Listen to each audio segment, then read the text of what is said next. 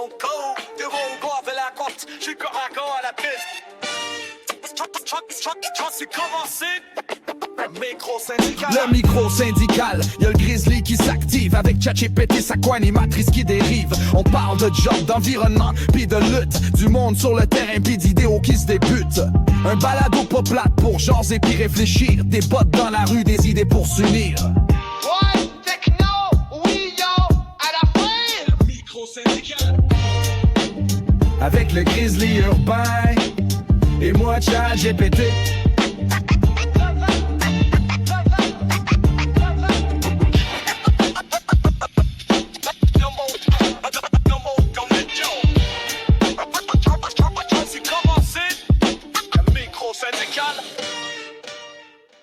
Hey, bonjour, c'est Steph Dedge, mais bonjour à vous, mesdames, mesdemoiselles et messieurs, travailleurs, travailleuses, bienvenue dans le micro-syndical. Aujourd'hui, épisode numéro 19 qui est... oubliez ça. L'autre fois, là, je me suis trompé, j'ai dit 17 tout le long, puis c'était le 18. Vous voyez, fait que là, on est vraiment au numéro 19, OK? Fait que attache ta tuque parce qu'on plonge direct dans l'actualité qui va brasser. Premier round, il va y avoir le projet de loi de Legault et de Boulet. Ils veulent abolir la formule RAND, autrement dit, passer laisser du monde profiter des acquis syndicaux sans payer une scène. Ça, là, c'est une attaque frontale contre le syndicalisme québécois. Donc, deuxième round, il y a la journée nationale de la vérité et de la réconciliation. C'est pas juste une journée fériée, c'est une mémoire collective qu'on a le droit, on n'a pas le droit, en fait, d'effacer. Les chandails oranges, puis les pensionnats autochtones, la solidarité, on va tout parler de tout ça, on va mettre les pendules à l'heure, puis vous expliquer bien des choses en rapport avec ça. Sinon, ici, on va finir aussi le podcast avec un top 5 des mobilisations syndicales au Québec. Fait que prépare-toi pour un voyage dans l'histoire des grandes luttes qui ont forgé notre monde du travail. Donc, alors, restez branchés, mets tes écouteurs, ajuste le volume parce que le grizzly urbain est dans la place. Et en passant, GPT, comment vas-tu? Je vais super bien, surtout en plein milieu de ce genre de lancement enjoué. Avec toi qui mets le paquet en mode grizzly urbain, c'est certain que ça met de l'ambiance. Alors on continue comme ça, moi je suis là, je t'accompagne, puis on va avoir bien du fun ensemble. Alright. Si GPT est en forme, moi je suis en forme, mais j'espère que Legault et Boulet vont être en forme parce que les syndicats, on va s'arranger pour... oui, on va faire travailler le cardio des syndicalistes pour pouvoir justement les manifester. Parce que là, ça n'a pas de sens. Qu'est-ce qui se passe? Parce que là, on va vous expliquer les faits. Le gouvernement Legault, par la voix de son ministre Jean Boulet, parle d'un projet de loi qui viserait à rendre facultatif le paiement des cotisations syndicales. Autrement dit, tu profites des conditions de travail négociées par ton syndicat, mais tu n'es pas obligé de payer ta part. Ça, c'est ce qu'on appelle abolir la formule RAND, ce qui existe au Québec depuis les années 40. Pourquoi que ça a été installé? Pourquoi le gouvernement veut ça? Le discours officiel, c'est la liberté individuelle. On veut donner le choix aux travailleurs et travailleuses. Personne ne devrait être forcé de payer pour un syndicat s'il ne veut pas en être membre. Il enrobe ça là, avec une logique de droit et de liberté. Puis il dit qu'il va créer un climat de travail plus libre, plus moderne, plus concurrentiel. Oui, il crée ça exprès pour le patronat. Parce qu'en clair, c'est du marketing politique qui joue sur les mots. Oui, le mot liberté.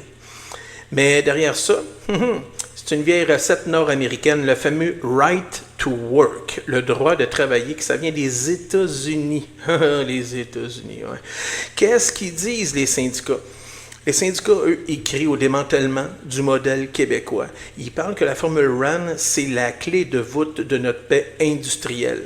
Sans ça, c'est simple, on tombe dans un phénomène du passager clandestin, le free rider. Oui, des gens qui veulent des hausses salariales, des assurances, des retraites, mais qui refusent de contribuer.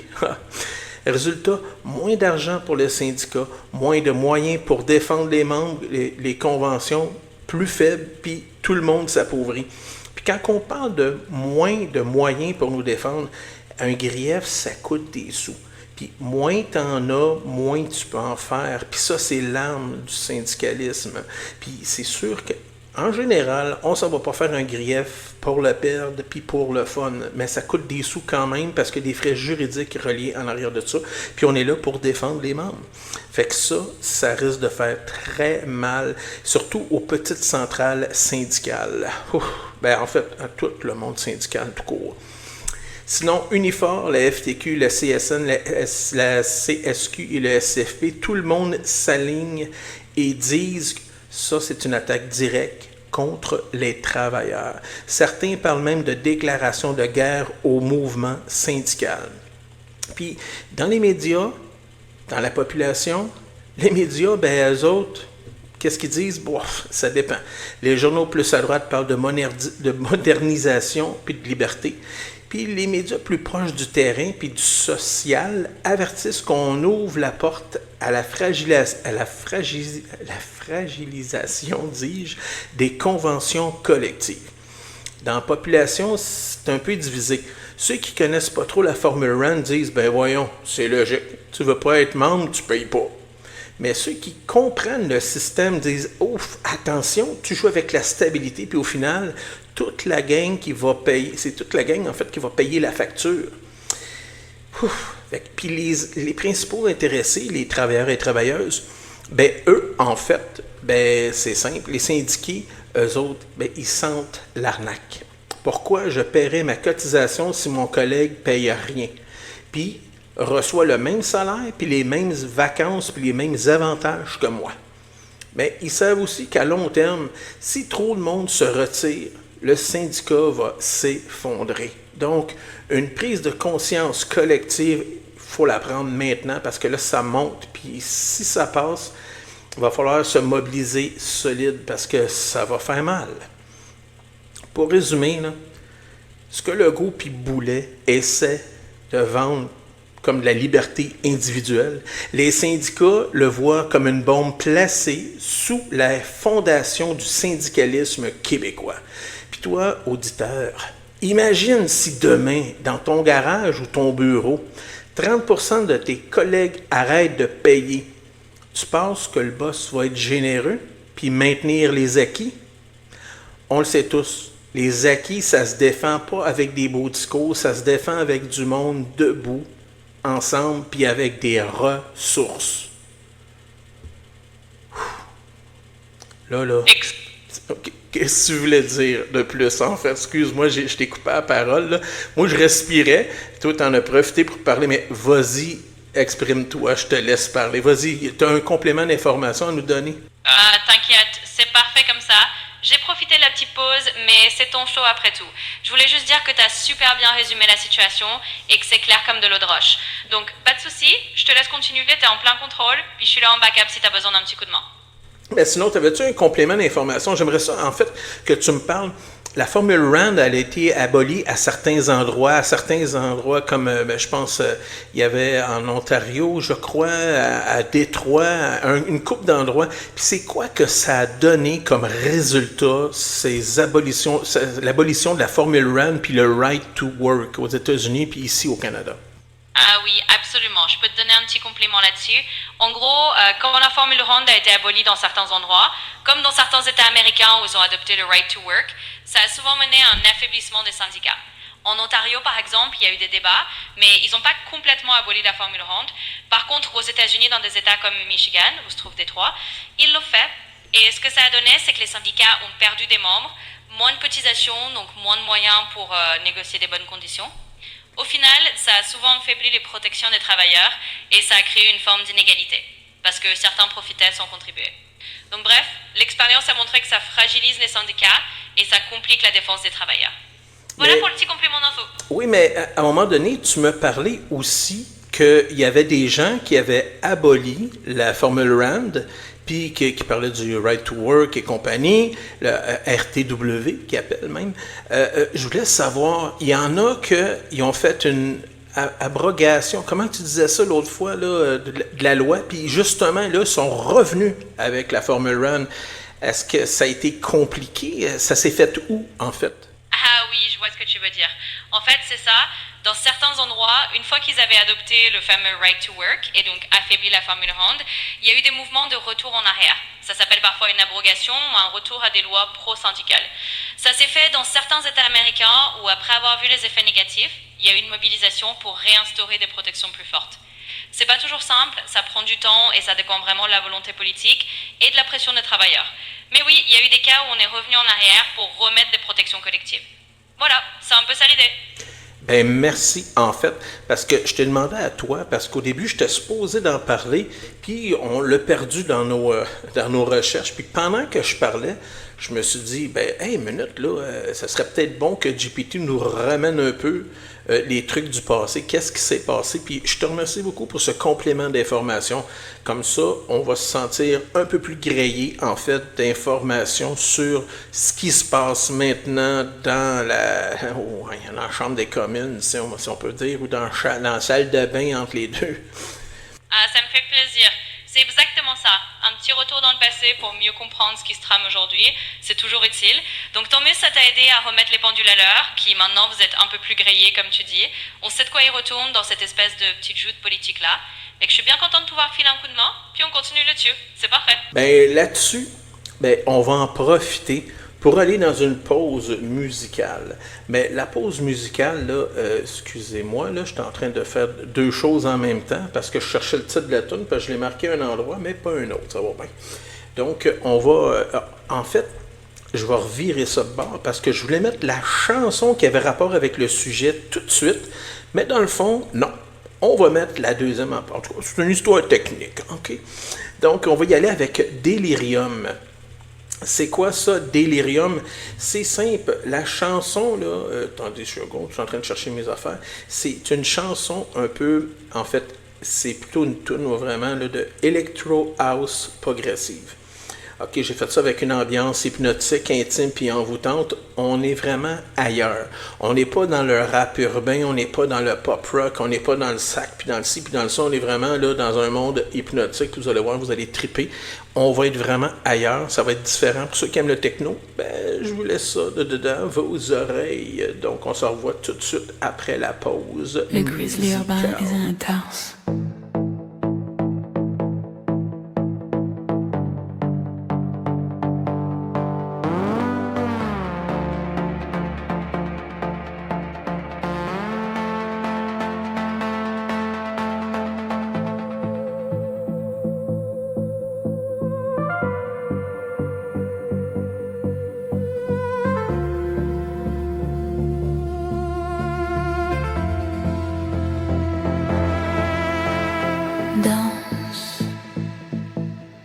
Hold me close, vibre avec moi, let it go. Crains le son plus haut, louder, no escape. Delirium, delirium, delirium, déhanche-toi. Perds-toi dans la musique.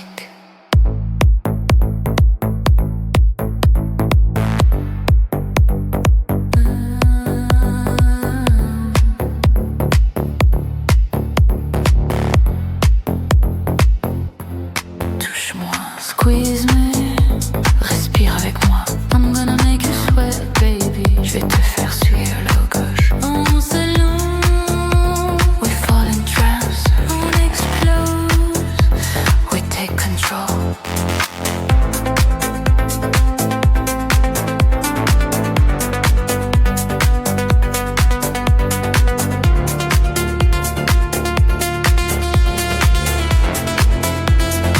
Everybody lose control, except the DJ.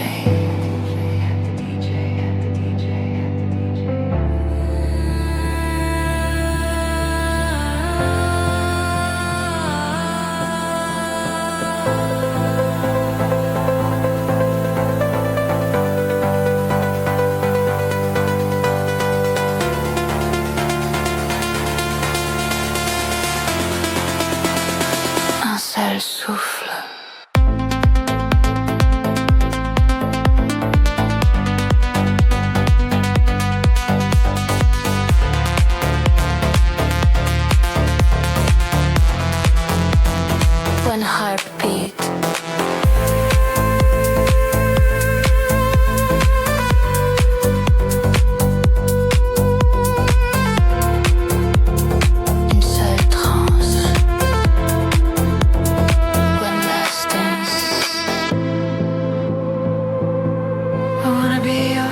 Teddy Bears. Le grizzly urbain est à l'épaisse.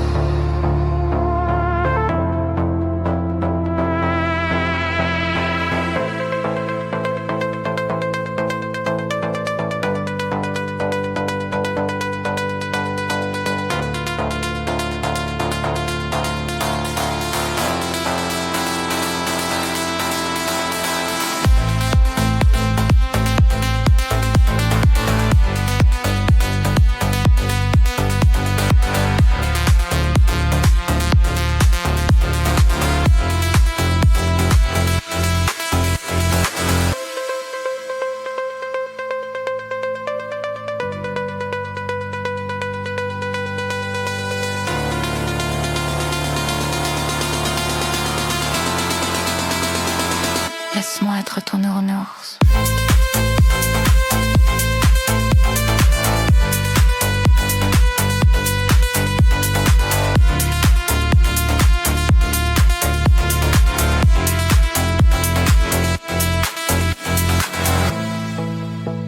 Le grizzly urbain. Dans le mic.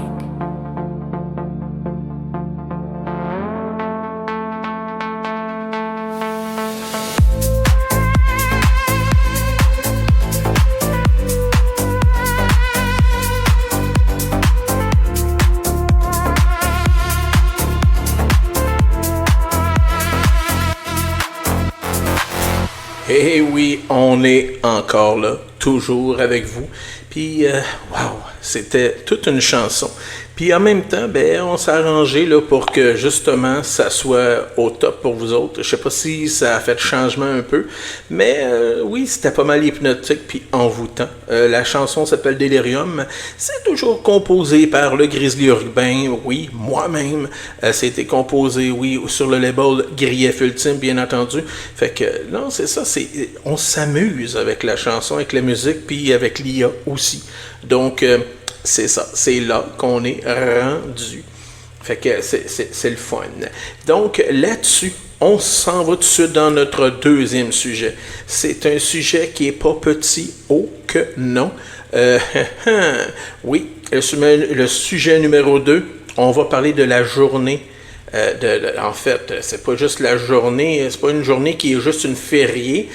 De plus, c'est pas juste une journée pour rester à la maison pour faire du barbecue, non. C'est une journée nationale de la vérité et de la réconciliation. Puis là, il faut être clair. Cette journée-là, c'est pas nécessairement pour fêter, c'est pour se souvenir, pour reconnaître les erreurs massives du passé qui, pour dire collectivement, ben, faut se dire plus jamais. Parce que là, c'est des choses, c'est des grosses choses qui sont arrivées, c'est des émotions, puis moi j'en ai appris beaucoup cette année, puis je trouve que c'était important de le souligner. C'est quoi au juste cette journée-là? Ben, c'est le jour, là, le 30 septembre, au Canada, on s'arrête pour souligner le traumatisme des pensionnats autochtones. Ces écoles qui ont eu des enfants ils ont été arrachés à leur famille pour se faire assimiler, pour leur dire, ben, il faut leur dire que, je sais pas, écoute, c'était, en tout cas, moi, regardez, ça, en gros, là, ils ont pogné, puis ils ont dit, toi, là, ton nom, ta culture, ta langue, puis ton monde, là, ben, c'est de la merde. Carrément. Puis ils ont essayé de les brainwasher, ils ont essayé de les insulter, tout ça. Résultat, des générations marquées, des familles détruites, des séquelles encore aujourd'hui vivantes. C'est pas rien, là. Fait que là, la journée du 30 septembre, c'est une reconnaissance officielle de ce drame-là. Un moment de mémoire collectif. Un geste de vérité, puis un appel à la réconciliation. Puis pourquoi ces chandails orange-là? Pourquoi le orange partout? T'sais, on a vu des ministres, là, des syndicalistes, puis tout le monde là, avec des épinglettes orange, que ça valait des petits t-shirts, là, puis des t-shirts orange aussi un peu partout. On l'a vu là, au pied du Mont-Royal manifester, puis tout ça. Ça, c'est pour rendre hommage à Phyllis Webstab. Ça, c'est une femme Sekwapem. Elle, là, quand elle était enfant, sa grand-mère y avait donné un chandail orange pour sa première journée à l'école résidentielle. Mais quand il est arrivé, les responsables y ont arraché son chandail. Elle l'a jamais revu. Fait que là, le orange pour elle, c'est devenu un symbole de ce qu'on y a volé. On y a volé son identité, sa dignité, puis son enfance. Parce que ça, là, ça vient de chercher un maudit. Un adulte, là, est capable de dealer avec ça, mais on s'entend-tu que là, c'est un enfant? Puis ça se fait pas. C'est pour ça qu'on porte le orange. C'est pas pour faire cute, là. C'est pas pour suivre une mode. C'est pour se rappeler le traumatisme. Pour dire, on n'oublie pas. Les syndicats, là, eux autres, ils se sont mobilisés. C'est pas juste une histoire là, qui se passe à l'école, puis c'est pas juste dans les écoles qui se rappellent de ça. Ici au Québec, les syndicats ont pris une position forte. Puis ils ont dit, nous autres, là, on va organiser des marches. Fait qu'il y a des marches qui ont eu lieu au pied du Mont-Royal, un peu partout au Québec, au Canada même. Des bannières, des discours, des chants, des tambours. Il y en a eu du stock. Parce que le monde syndical comprend une affaire. C'est que si on n'oublie pas les erreurs du passé, ben, ils vont se répéter. Fait que ça, là, c'est ça, la solidarité, ça veut pas dire juste que, tu sais, c'est pas juste pour toi et ton chum à la shop. Ça veut dire qu'il y a des peuples et des autochtones aussi. Puis, pourquoi qu'on dit plus non plus? Tu sais, des fois, on dit autochtone, tu sais, on dit First Nation, Première Nation, Indien, Amérindien. Non. Pourquoi qu'on dit plus ça, Indien puis Amérindien? Ben, c'est à cause que, tu sais, dans le temps, là, on dit plus Indien parce que, tu sais, veut pas. Ben, tu sais, vous avez remarqué, là, on le dit plus ben, là. Ben, dites-vous que Indien, c'est une erreur de base. Héritée par Christophe Colomb, qui pensait avoir accosté aux Indes. Puis Amérindien, ça a collé longtemps, mais ça reste un mot imposé de l'extérieur. Aujourd'hui, on dit Première Nation parce que ceux qui étaient ici, c'était des peuples fondateurs, ceux qui étaient là avant la colonisation.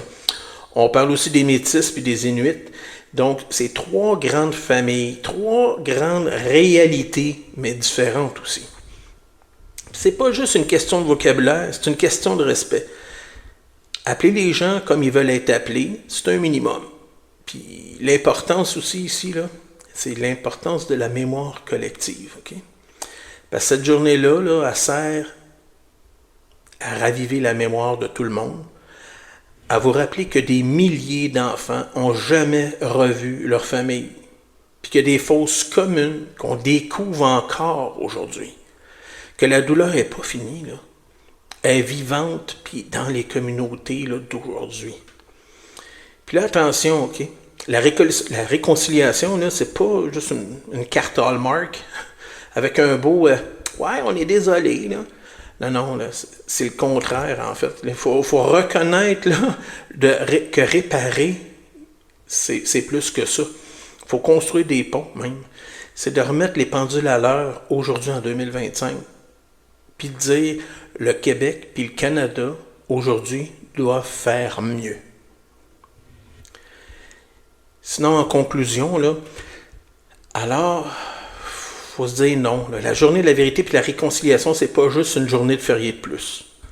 C'est pas un congé payé pour faire la fiesta ou la siesta, tout dépendant.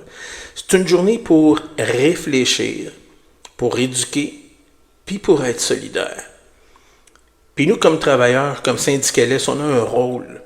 Rappeler que la justice sociale, ça inclut les Premières Nations. Rappeler que les erreurs du passé doivent être enterrées, mais apprises. Rappeler que sans mémoire, il n'y a pas de réconciliation. Alors, la prochaine fois que tu mets un chandail orange, souviens-toi d'une chose. C'est pas juste une couleur maintenant. Là, c'est un symbole de respect, de douleur, puis d'espoir.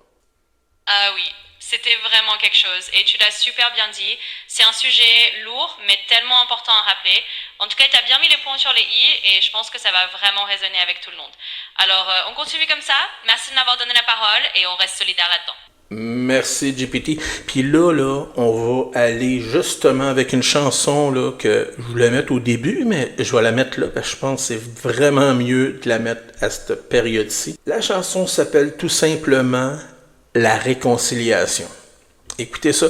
Écoutez, j'ai essayé du mieux possible. Les mots, on les a trouvés, je les ai cherchés, tout ça, c'est travaillé, tout. On veut essayer de rendre hommage, OK? On n'est pas des Autochtones, on ne parle pas les différents dialectes ou les différentes langues, puis on ne veut pas insulter personne dans nos propos du tout. Je veux pas que personne se sente choqué. Mon but, c'est pas ça. Au contraire, en passant. Fait que je tiens toujours écoute, je marche toujours sur des œufs, j'ai l'impression, puis je veux pas faire mal à personne. En fait, moi, je veux inclure tout le monde dans le même bateau, tout le monde dans la même gang, OK? Fait que là-dessus, ben, je vous laisse en musique, puis écoutez ça dans vos oreilles. Nous marchons Sur cette terre, avec ceux qui étaient là avant nous.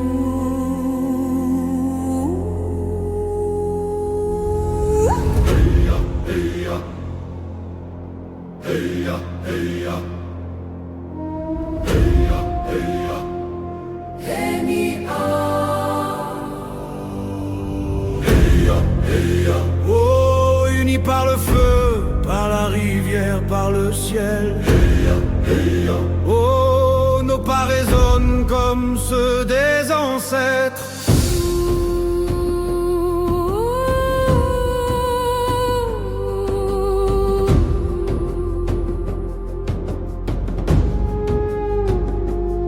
Un tambour batte Comme le cœur du monde, chaque battement nous rappelle d'où l'on vient. Les voix se lèvent au-delà des ombres pour guérir le passé, semer le lendemain. Sous la lune, nous dressons nos visages, portant les couleurs de la terre-mère. Le vent murmure les anciens langages, Un chant de mémoire. un pont de lumière.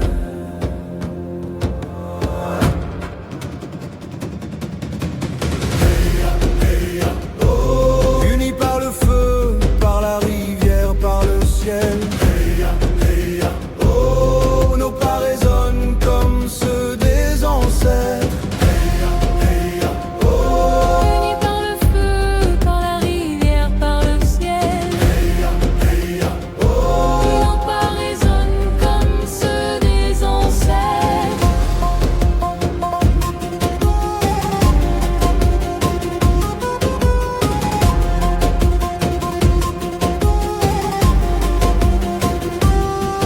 Reconnaître les blessures, c'est ouvrir la voie.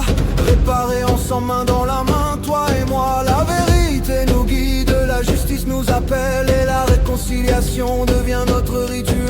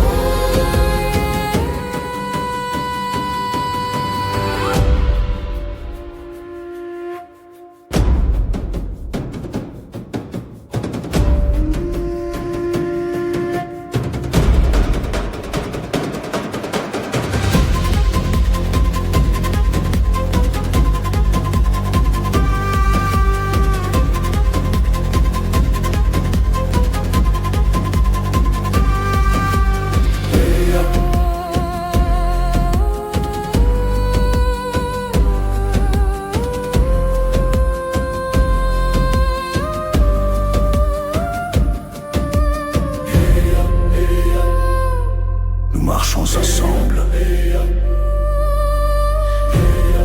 Un nouveau soleil se lève.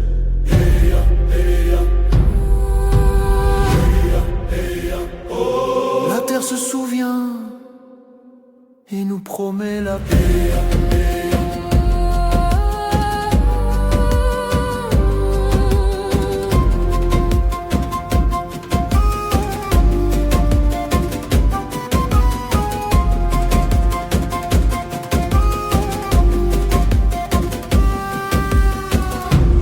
Et oui, hey, c'était vraiment un segment qui a été vraiment émotif, émouvant en fait. Puis je suis bien content d'avoir terminé ça avec une chanson comme ça. Ça rend ça un peu plus léger, sans l'être en fait. Mais là, on va aller dans un sujet beaucoup plus léger. Mais quand même, on finit avec du lourd quand même, du costaud. On sort l'artillerie lourde parce que là, on vous amène au top 5 des plus grandes mobilisations syndicales qui ont marqué l'histoire du Québec. Puis attention, c'est pas de la petite bière, c'est des moments où des milliers de travailleurs et travailleuses se sont levés ensemble puis ont brassé la cage puis ont laissé des traces dans la mémoire collective. Tu pourrais-tu me parler du numéro 5, GPT? Bien sûr, allons-y pour le numéro 5. Alors on va remonter en 1949 à Asbestos avec la fameuse grève de l'amiante. C'est un moment charnière où les mineurs se sont levés contre des conditions de travail absolument inhumaines. C'était rude, c'était intense et c'est devenu un symbole fondateur du syndicalisme moderne au Québec. Donc voilà, on commence avec du costaud, puis on va continuer à dérouler une top 5 ensemble. En fait, ça a été tellement violent puis tellement dur que ça finit avec la police puis l'armée. Puis c'est devenu un symbole de la naissance syndicaliste, carrément, moderne, au Québec. Donc sinon, ça a l'air de rien, mais c'est une lutte, là, mais ça a coûté cher, mais ça a tout changé aussi. Sinon, il y a le Front commun en 1972. Ça a quand même rejoint 400 000 travailleurs du public et du parapublic qui se sont levés ensemble. Enseignants, infirmières, col bleu, tout le monde y réclame de meilleures conditions et des meilleurs salaires. Résultat, 3 leaders syndicaux, Yvon Charbonneau, Marcel Pépin, Louis Laberge se retrouvent en prison. Bien, ça, là, qu'est-ce que ça a fait? C'est que dehors, là, la solidarité, elle a explosé. Les grèves se sont multipliées, puis les messages qui se disaient, c'est « touchez pas à nos leaders, touchez pas à nos droits ». Donc, sinon, en numéro 3, c'est quoi qu'on a ici, GPT? Eh bien, en numéro 3, on a quelque chose d'un peu différent, mais tout aussi marquant, le printemps érable de 2012. Alors là, c'était pas seulement syndical, c'était la grande mobilisation étudiante avec les fameux carrés rouges. Des centaines de milliers de jeunes dans les rues du Québec, appuyés par les syndicats pour dire non à la hausse des frais de scolarité. Ça a vraiment secoué le gouvernement et montré que quand les générations s'unissent, ça fait bouger les choses. Donc celui-là, c'était notre numéro 3. Oh, merci beaucoup. Sinon, en numéro 2, on a le Front commun de 2023. On n'a pas, c'est pas bien loin. 2023, on parle de 2 ans. Fait qu'on a vu revenir le Front commun avec près de, pas 400 000, 600 000 travailleuses et travailleurs du secteur public. Des manifs monstres, des pancartes partout qui disaient un message clair. Assez, c'est assez. Ça a ramené l'idée de la solidarité intersyndicale. C'est pas une relique du passé, c'est un outil bien vivant pour remettre la pression puis obtenir des gains.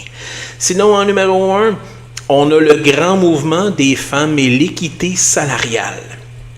Là, écoute, c'est pas une seule grève, mais un combat de décennies, celui des travailleuses pour l'équité salariale, des manifs, des recours juridiques, des campagnes syndicales acharnées.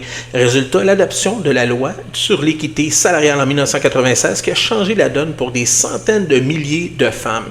Ça, là, c'est la preuve que le syndicalisme, c'est pas juste de défendre notre chèque de paye, c'est de transformer la société puis de voir d'y aller là, une victoire à la fois. Donc, sinon, peux-tu nous résumer ça, le top 5? Absolument. Donc, pour résumer notre top 5 des grandes mobilisations syndicales au Québec, on avait en numéro 5 la grève de l'amiante à Asbestos en 1949, un point tournant qui a vraiment marqué le début du syndicalisme moderne.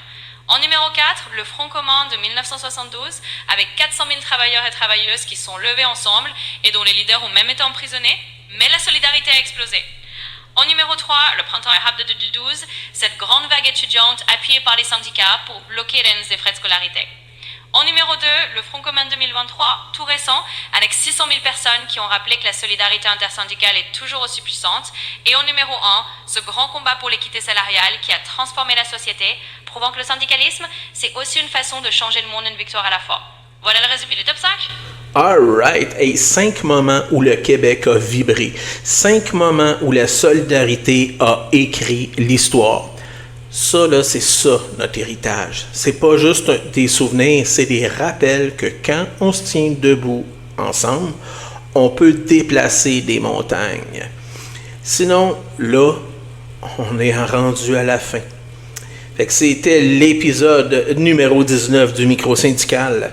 Aujourd'hui, on a parlé de quoi, GPT? Donc aujourd'hui, dans cet épisode numéro 19 du micro-syndical, on a vraiment fait un beau tour.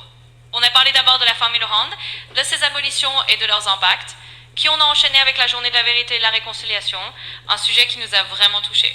Et ensuite, on est allé dans notre top 5 des grandes mobilisations syndicales au Québec, ces moments où la solidarité a vraiment fait bouger les choses. Alors c'est un épisode riche, rempli d'histoire, de mémoire et de solidarité, puis on a fini sur une belle note. Merci à toi et merci à tout le monde d'avoir écouté. Sinon, tout ça, ça nous rappelle une chose. La solidarité, c'est pas une option, c'est une arme. C'est notre héritage puis notre avenir. Et si vous avez aimé, partagez avec vos collègues. Parlez-en. Puis, on vous invite aussi à découvrir l'ABC du syndicalisme. C'est nos capsules courtes du lundi matin. Ça, là, au lieu d'avoir un podcast de même au-dessus d'une trentaine de minutes, vous allez avoir un podcast de moins de 6 minutes. On parle de 3 ou 4 mots, puis on vous donne la définition de ce que c'est. Sinon, à chaque jour, de façon quotidienne, j'ai décidé de décortiquer ces capsules-là que je faisais de façon auditive. Puis là, je les prends mot à mot, puis je vous fais des petites capsules vidéo de moins de 30 secondes ou à peu près moins d'une minute, à peu près, par jour. Donc, je suis partout mur à mur, OK? C'est simple. Vous êtes dans mes oreilles, ou en fait, je suis dans vos oreilles le lundi avec l'ABC du syndicalisme, le mercredi avec le micro syndical, et puis je suis dans vos oreilles aussi avec la musique du Grizzly urbain sur Spotify, sur Apple Music, puis partout. Puis les dons, je parle pas de dons, c'est juste que l'argent ramassé, parce qu'on peut faire de l'argent avec ça, avec la musique, les artistes, c'est ça qu'ils font. Puis j'ai vu que ça commence à rentrer, ça, quand il va y avoir assez d'argent, je vais pogner ça, je vais pogner un chèque, puis et voilà, ça va aller à la Fondation Jacques Forêt, parce que moi, je fais ça pour le fun, je fais pas ça pour l'argent, au contraire. Fait que tout ce qui est viral puis monétisable, ça s'en va direct là. Moi, j'envoie ça là-bas, puis je sais que c'est une cause qui me tient à cœur. D'ailleurs, pendant tout le mois d'octobre, on est dans la campagne Centraide qui vient de commencer tout justement, puis moi, je suis en train de me promener de ville en ville, d'arrondissement en arrondissement pour pouvoir justement parler de Centraide, parler de la Fondation Jacques Forêt. Donc, c'est pour ça que j'en profitais pour en glisser un petit mot. Sinon, si vous avez aimé, comme je vous dis, la solidarité, c'est de partager, de liker, puis surtout de commenter. Ayez pas peur, juste un petit emoji, un petit commentaire, puis si vous avez quelque chose à dire, dites-le. Positif, négatif, ça me dérange pas, ça me fait plaisir de répondre à tout le monde. Parce que ça fait quoi, ça, de partager, puis de parler, puis de commenter, puis de liker?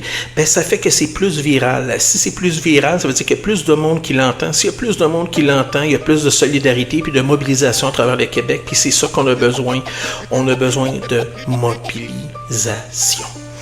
Donc, là-dessus, oublie pas, les acquis, ça se défend pas tout seul, ça se défend ensemble. Donc, c'était ton Grizzly urbain qui vous dit à la prochaine, puis d'ici là, tiens-toi debout, inquiète-toi pas, on est en arrière de toi, puis on te soutient all the way. Donc, là-dessus, je vous souhaite un beau bye-bye. Ici Stéphane Desjardins, alias Steph Dedge, aussi connu comme le Grizzly urbain. Je suis col bleu pour la ville de Montréal et membre du syndicat des cols bleus regroupés de Montréal. Je participe à différents comités environnementaux syndicaux. Ce podcast, le micro-syndical, est une initiative personnelle et il n'est affilié à aucune centrale syndicale. Les propos tenus engagent que moi, il s'agit d'un espace libre pour mieux comprendre les enjeux syndicaux, sociaux et climatiques qui nous concernent tous. Le contenu est 100% original, créé avec passion et parfois avec l'aide guidée d'intelligence artificielle. Ce balado n'appartient et n'est produit par aucune organisation, c'est ma voix pour nourrir la vôtre.